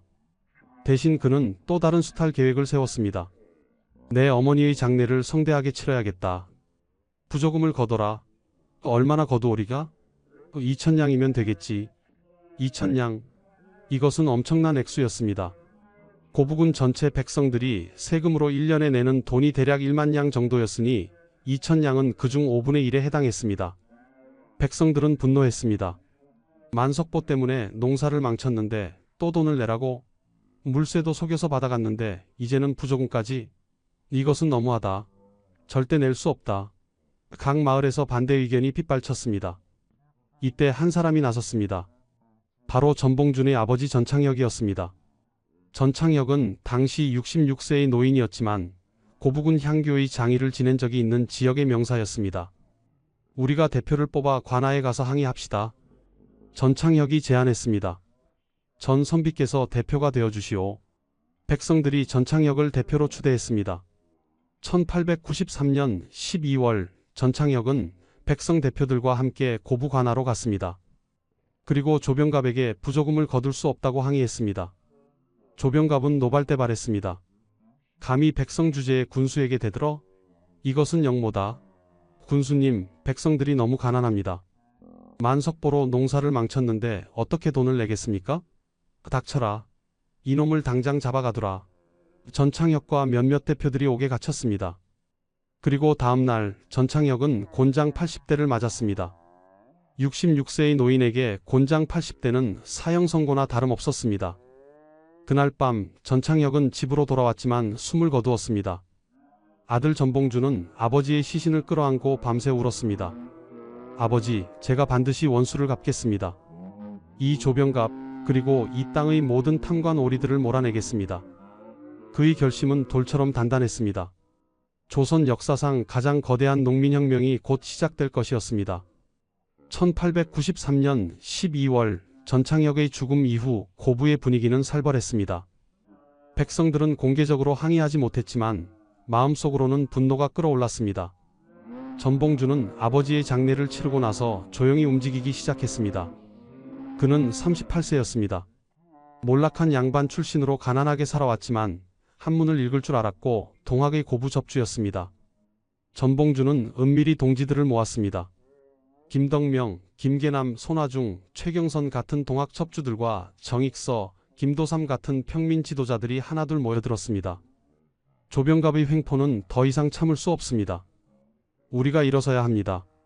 전봉준의 말에 모두가 고개를 끄덕였습니다. 1893년 12월 말 그들은 사발통문을 작성했습니다. 사발통문이란 원형으로 이름을 적은 통문으로 누가 주동자인지 알 수 없게 만든 것입니다. 사발통문의 내용은 4가지였습니다. 첫째, 고부성을 격파하고 군수 조병갑을 효수할 것. 둘째, 군기창과 화약고를 점령할 것. 셋째, 조병갑에게 아첨하여 백성을 침호한 탐리들을 격증할 것. 넷째, 전주영을 함락하고 경사한 양로 직향할 것. 이것은 단순한 밀란이 아니라 혁명을 의미했습니다. 사발통문은 고부 지역의 20개 마을로 퍼져나갔습니다. 그리고 마침내 거사 날짜가 정해졌습니다. 1894년 1월 11일 음력 1월 10일 새벽이었습니다. 조병갑은 일시적으로 다른 고을로 전출되었다가 1월 9일에 다시 고부로 돌아왔습니다. 전봉준은 이 기회를 놓치지 않기로 했습니다. 1894년 1월 11일 새벽 4시 말목장터. 하늘은 아직 어두웠고 겨울 추위가 매서웠습니다. 하지만 그곳에는 천여 명의 백성들이 모여 있었습니다. 그들은 머리에 흰 띠를 둘렀습니다. 상복을 입은 것입니다. 많은 사람들이 조병갑의 횡포로 가족을 잃었고 그들은 상주의 마음으로 이 자리에 섰습니다. 전봉준이 높은 곳에 올라 외쳤습니다. 고부의 부형 형제 여러분, 우리는 오늘 의로운 일을 하러 갑니다. 탐관오리 조병갑을 몰아내고 백성들이 빼앗긴 것을 되찾을 것입니다. 옳소. 조병갑을 몰아내자. 백성들의 함성이 새벽 하늘을 뒤흔들었습니다. 그들은 두 무리로 나뉘어 고부관아로 향했습니다. 새벽 5시 고부관아 앞에 도착했습니다. 관할을 지키던 군사들은 수백 명에 달하는 백성들의 행렬을 보고 겁을 먹었습니다. 문을 열어라. 조병갑을 내놓아라. 백성들의 외침에 군사들은 저항도 못하고 도망쳤습니다. 관아 문이 부서지고 백성들이 안으로 밀려 들어갔습니다. 하지만 조병갑은 보이지 않았습니다. 군수는 어디 있느냐? 이미 도망갔습니다. 한아전이 떨리는 목소리로 대답했습니다. 조병갑은 백성들이 몰려온다는 소식을 듣고 황급히 뒷문으로 도망쳤습니다. 그는 말을 타고 전주감령으로 도주했습니다.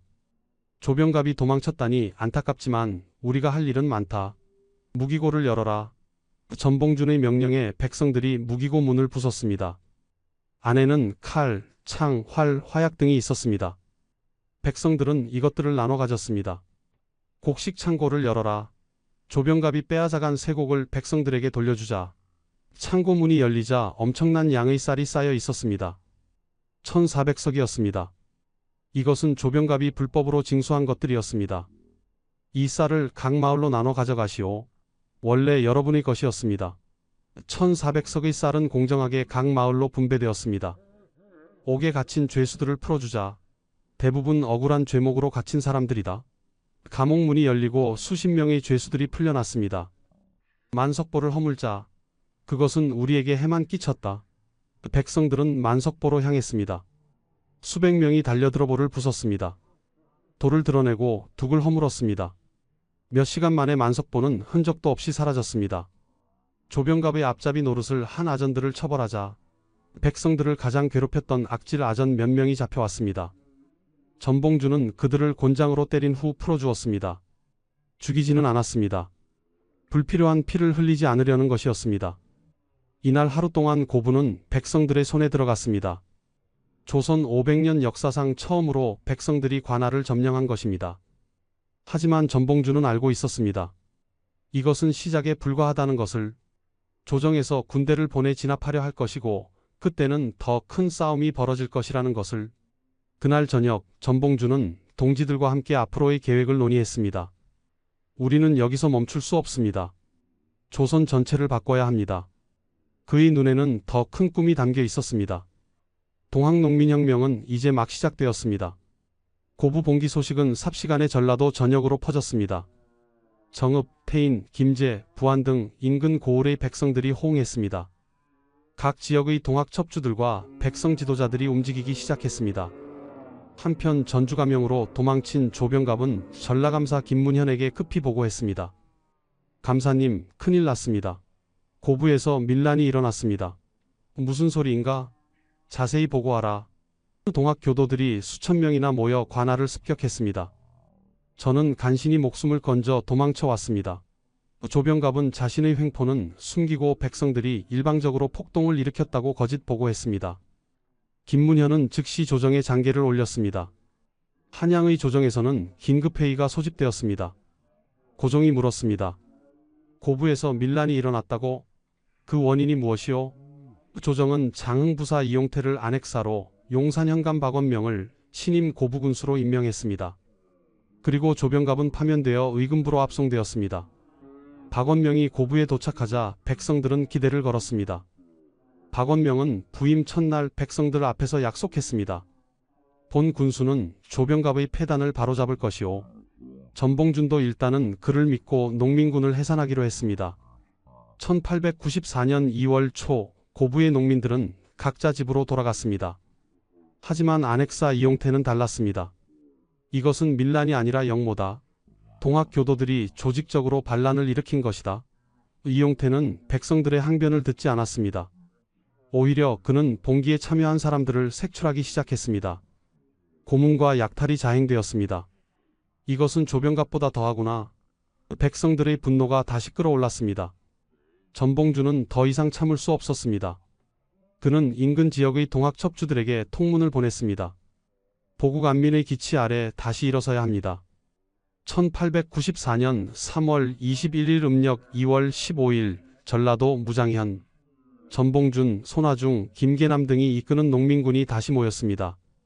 이번에는 고부만이 아니라 전라도 전역에서 농민들이 모여들었습니다. 그 수는 1만 명이 넘었습니다. 전봉준은 무장포고문을 발표했습니다.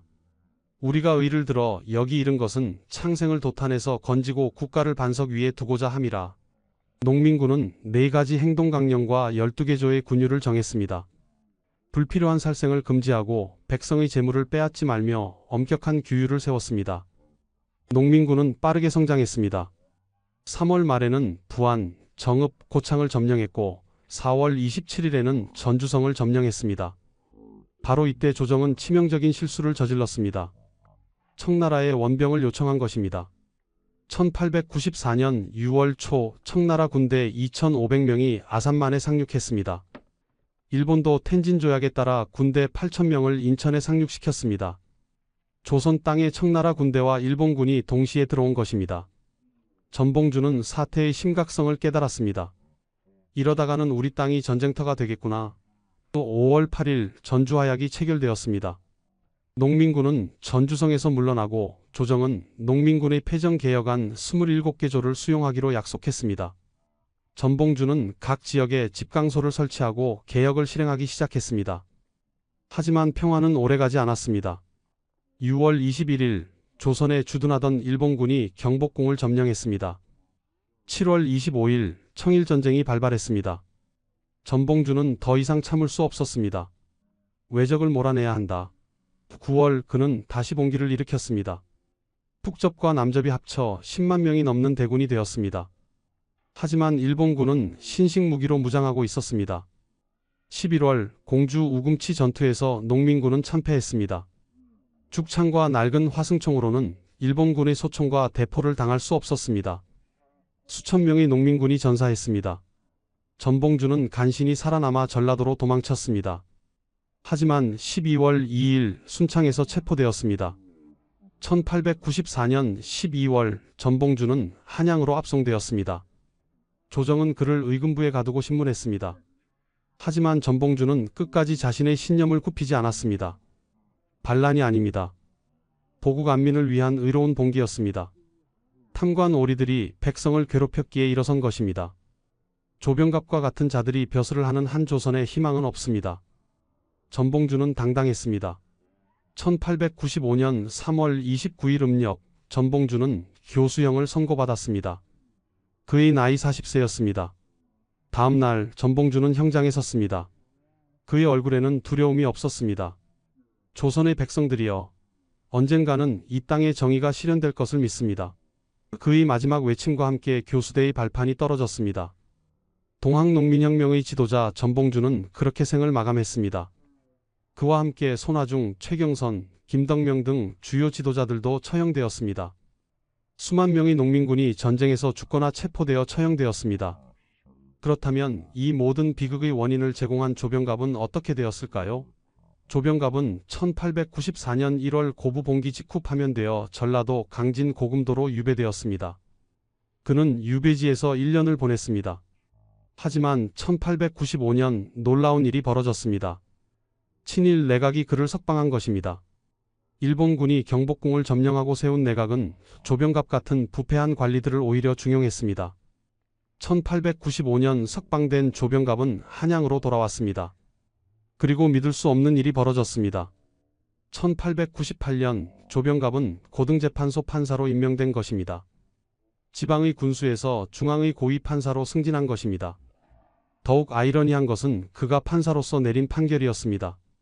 1898년 4월 동학 2대 교주 최시영이 체포되어 재판을 받았습니다. 그의 재판을 맡은 판사 중 한 명이 바로 조병갑이었습니다. 피고 최시영은 영모죄로 사형에 처한다. 조병갑이 판결문을 낭독했습니다. 동학농민혁명을 촉발시킨 탐관 오리가 동학의 지도자를 사형시킨 것입니다. 역사의 잔혹한 아이러니였습니다. 최시영은 1898년 7월 19일 교수형으로 처형되었습니다. 그의 나이 62세였습니다. 조병갑은 그 후에도 계속 고위직을 역임했습니다.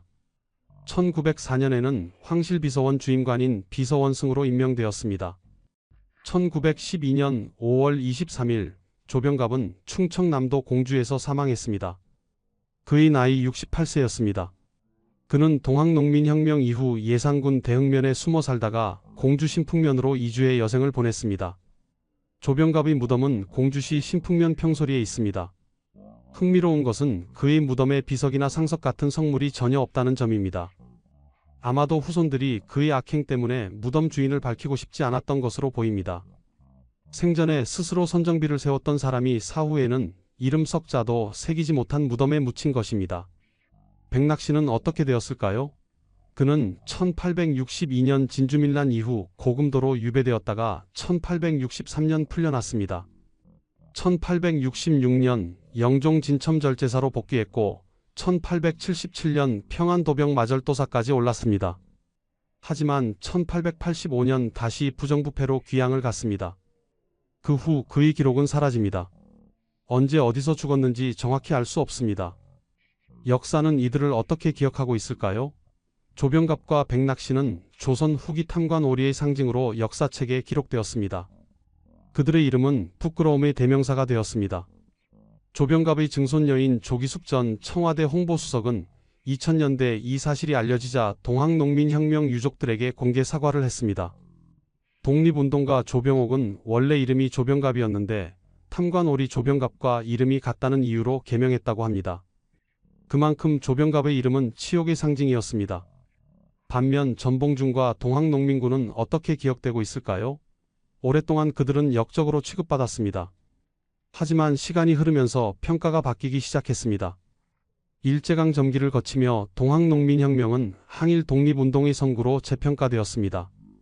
해방 후에는 민주화운동의 상징이 되었습니다. 1960년대와 70년대 독재 정권 시절 전봉준의 이름은 금기어였습니다. 하지만 학생들과 민주화운동가들은 몰래 그의 이야기를 나누며 저항의 의지를 다졌습니다. 1980년대 민주화운동이 절정에 달했을 때 전봉준은 민중의 영웅으로 재탄생했습니다. 1994년 동학농민혁명 100주년을 맞아 정부는 공식적으로 전봉준을 복권했습니다. 2004년에는 동학농민혁명 참여자 등의 명예회복에 관한 특별법이 제정되었습니다. 전봉준과 농민군 지도자들은 더 이상 역적이 아니라 나라를 위해 싸운 애국자로 인정받게 되었습니다. 오늘날 전북 정읍에는 동학농민혁명기념관이 세워져 있습니다. 고부관하터에는 전봉준 동상이 서 있습니다. 만석보터에는 유지비가 세워져 조병갑의 탐악을 기억하게 합니다. 이 이야기가 우리에게 주는 교훈은 무엇일까요? 첫째, 권력은 영원하지 않습니다. 조병갑과 백낙씨는 막강한 권력을 가졌지만 결국 역사의 심판을 받았습니다. 그들의 이름은 치욕으로 기억됩니다. 둘째, 백성의 힘은 위대합니다. 죽창과 농기구로 무장한 농민들이 조선 전체를 뒤흔들었습니다. 비록 혁명은 실패했지만 그들의 정신은 후대에 이어졌습니다. 셋째, 정의는 더디지만 반드시 실현됩니다. 전봉준은 역적으로 죽었지만 100년 후 그는 영웅이 되었습니다. 조병갑은 판사로 영화를 누렸지만 그의 무덤에는 이름조차 새기지 못했습니다. 넷째, 역사는 진실을 기억합니다. 권력자들이 아무리 역사를 왜곡하려 해도 결국 진실은 드러납니다. 1862년 진주민란, 1894년 동학농민혁명. 이 두 사건은 32년의 시간차가 있지만 같은 뿌리에서 나왔습니다. 바로 탐관오리의 부패와 백성들의 고통이었습니다. 백낙신과 조병갑, 이 두 탐관오리는 백성들의 피를 빨아먹었지만 결국 역사에서 지워진 자들이 되었습니다. 반면 유계춘과 전봉준, 그리고 이름 없이 죽어간 수만 명의 농민들은 오늘날 우리의 가슴 속에 살아 있습니다. 이것이 바로 역사의 정의입니다. 권력은 백성 위에 있지 않습니다. 탐욕은 영원할 수 없습니다. 그리고 정의는 반드시 승리합니다. 비록 그 과정이 아무리 더디고 고통스럽더라도 말입니다. 지금까지 조선시대 탐관오리 조병갑과 백낙신의 이야기를 들려드렸습니다. 이 영상이 도움이 되셨다면 구독과 좋아요 부탁드립니다. 다음에 또 만나요.